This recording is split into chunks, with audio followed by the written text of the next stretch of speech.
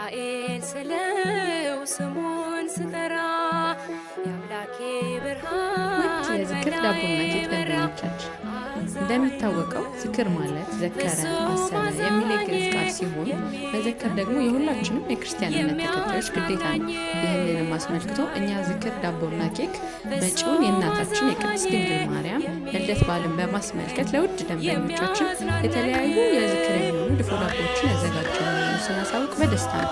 1 ኪሎ በ150 ብር ጀምሮ የተለያዩ መጠን ያላቸውን የድፎ ዳቦዎች ማዘዝ እንደሚችሉ ስናሳውቅ በደስታ ነው። መልካም በዓል። ዝክር ዳቦና